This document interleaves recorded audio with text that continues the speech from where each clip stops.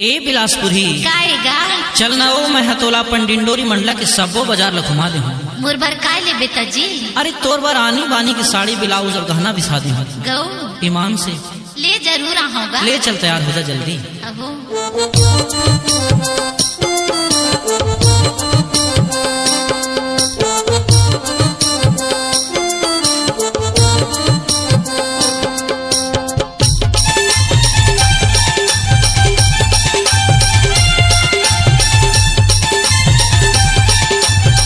नाचुरी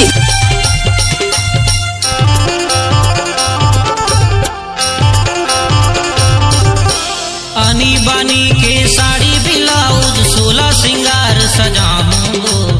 आनी बानी के साड़ी ब्लाउज 16 सिंगार सजाऊं। गोरिया बेतय हो के तैयार डिंडोरी मंडला तोला घुमाऊं। गोरिया बेतय हो के तैयार डिंडोरी मंडला तोला घुमाऊं।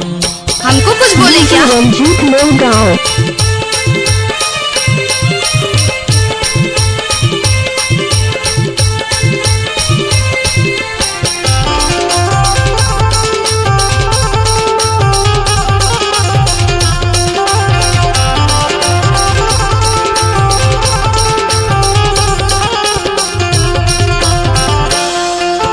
शाहपुर के साया विक्रमपुर के पोलका सहपुरा के साड़ी बिछिया बाजार के बिछिया वो निवास पिपरिया के साटी। बिछिया बाजार के बिछिया वो निवास पिपरिया के साटी।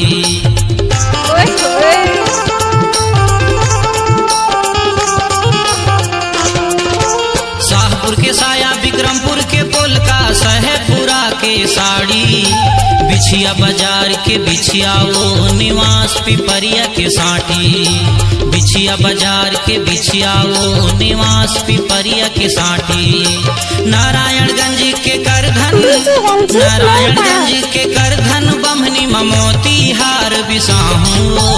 गौ की गोरिया बेतय हो के तैयार डिंडोरी मंडला तोला घुमाऊं। गोरिया बेतय हो के तैयार डिंडोरी मंडला तोला घुमाऊं।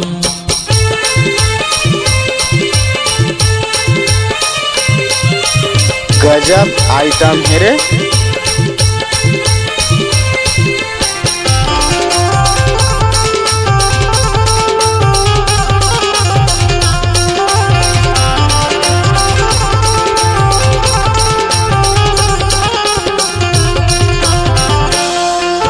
चाबी बाजार के चूरी गोरी मुंदरी रंजीत लोग गाँव मेहंदवानी के मेहंदी महावर लगा ले बेहद पामा। मेहंदवानी के मेहंदी महावर लगा ले बेहद पामा।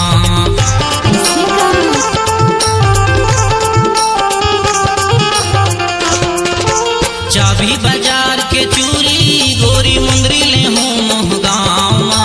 मेहंदवानी के मेहंदी महावर लगा ले बेहाथ पामा। मेहंदवानी के मेहंदी महावर लगा ले बेहाथ पामा। भानपुर के लाली अमरपुर के बाली भानपुर के लाली अमरपुर के बाली समनापुर मनथनी बिसाहूं। गौ की गोरिया बेतय हो के तैयार डिंडोरी मंडला तोला घुमाऊं। गोरिया बेतय हो के तैयार डिंडोरी मंडला तोला घुमाऊं।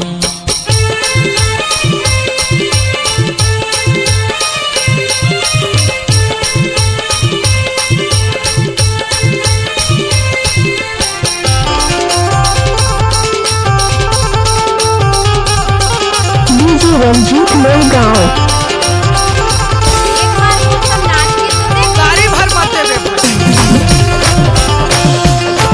लेहू बजाग म बिंदिया तोर बरगाड़ा सरई के गजरा। गोरखपुर के फुंदरा वो करंजिया बाजार के गजरा। गोरखपुर के फुंदरा वो करंजिया बाजार के गजरा।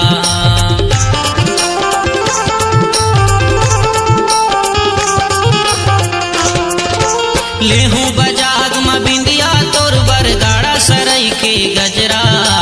गोरखपुर के फुंदरा वो करंजिया बाजार के गजरा। गोरखपुर के फुंदरा वो करंजिया